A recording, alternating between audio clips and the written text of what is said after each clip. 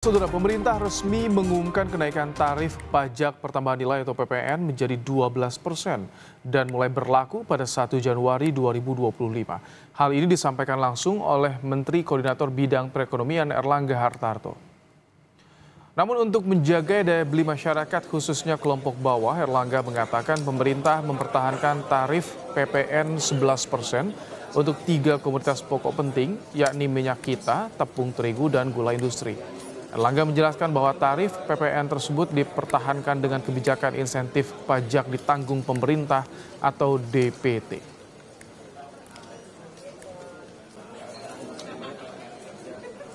Untuk barang kebutuhan pokok dan penting, yaitu minyak kita, dulunya minyak curah, itu diberikan 1%, jadi tidak naik ke 12%, kemudian tepung terigu dan gula industri.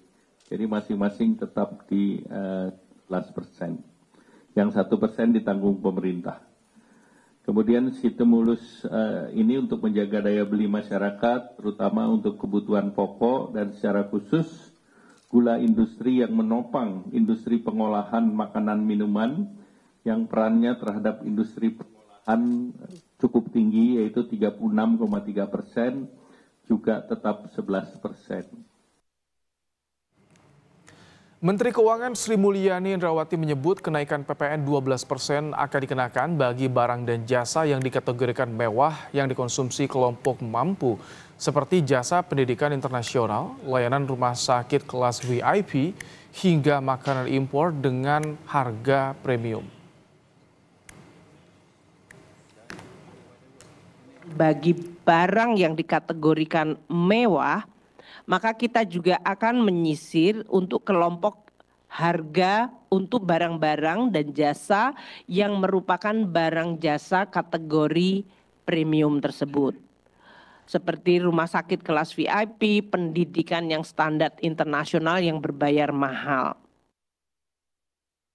Berdasarkan keterangan pemerintah, barang mewah dan jasa yang dikenakan PPN 12% seperti beras premium, makanan impor dengan harga premium, misalnya daging sapi wagyu dan Kobe, kemudian jasa pendidikan premium, jasa pelayanan kesehatan medis premium, sampai pelanggan listrik rumah tangga 3.500 sampai 6.600 volt ampere.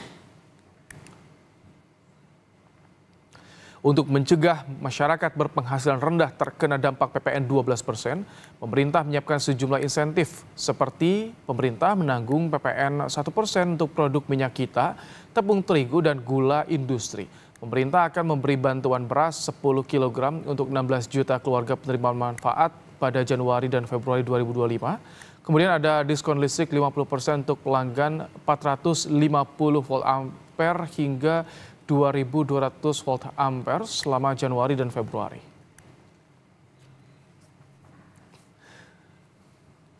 Pemerintah mengumumkan tetap menaikkan tarif pajak pertambahan nilai atau PPN dari 11% menjadi 12% mulai 1 Januari 2025. Seperti apa dampaknya bagi perekonomian nasional dan masyarakat berpenghasilan rendah? Kita akan bahas bersama dengan Direktur Eksekutif Indef, Esther Sri Astuti. Selamat petang, Mbak Esther. Selamat petang, Mas Ibrahim.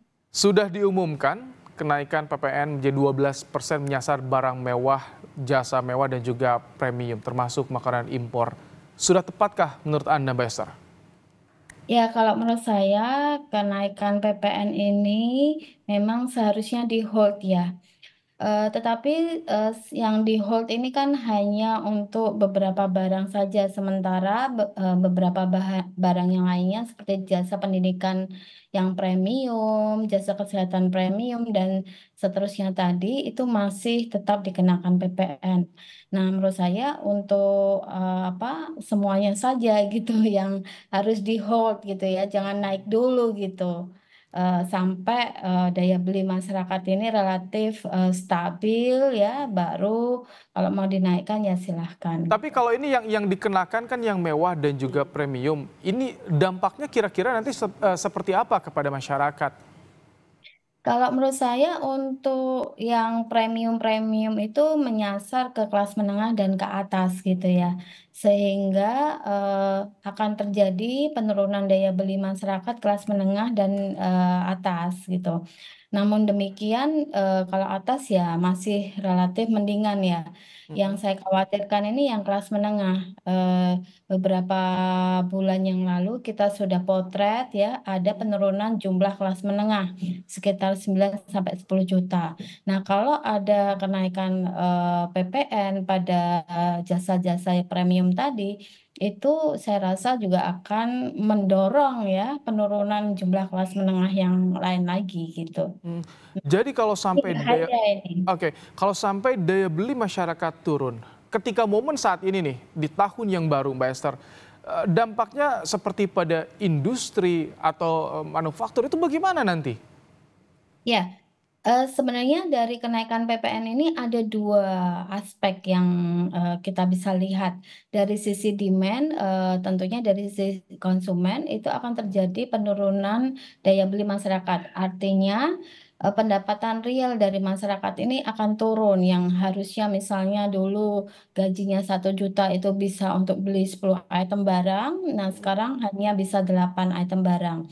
Itu dari sisi demand atau dari sisi permintaan. Dari sisi penawaran itu juga akan berdampak karena kenaikan PPN ini tentunya tidak akan ditanggung oleh perusahaan, tetapi akan dibebankan pada biaya produksi. Artinya kenaikan PPN juga akan mendorong kenaikan biaya produksi. Sehingga yang terjadi kalau itu ada, maka harga produk ini juga akan meningkat atau lebih mahal. Nah, kalau harga produk itu lebih mahal, berarti permintaannya kurang karena orang akan cenderung membeli lebih sedikit atau tidak membeli.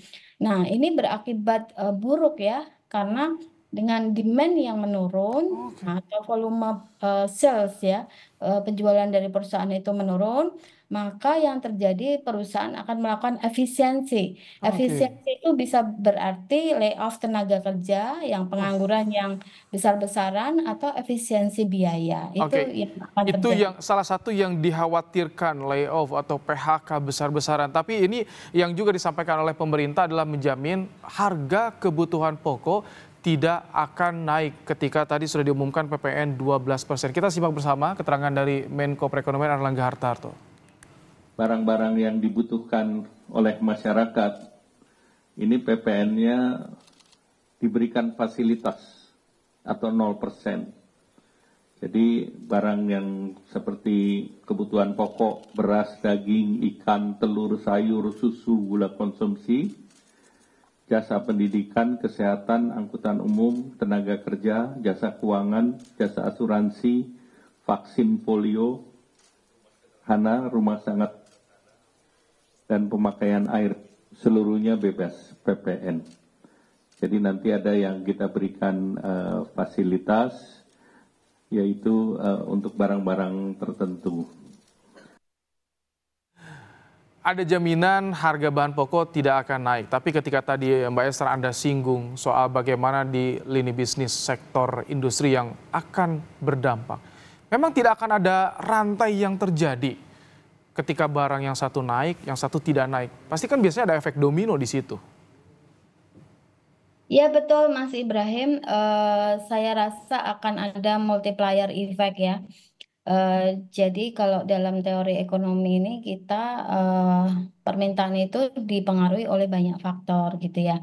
Nah, harga barang pun juga dipengaruhi oleh banyak faktor, tentunya tidak hanya dari PPN. Kalau kita berbicara PPN itu mendorong kenaikan harga barang, iya. Tetapi di sisi lain, jika PPN itu di-hold ya, tetapi distribusi barang itu agak tersendat, suplai barang itu tidak mencukupi kebutuhan pasar, itu juga bisa mendorong kenaikan harga barang. Nah, sehingga ini yang harus dipertimbangkan lagi juga gitu. Jadi PPN ya itu tidak hanya salah satu faktor saja yang membentuk harga barang.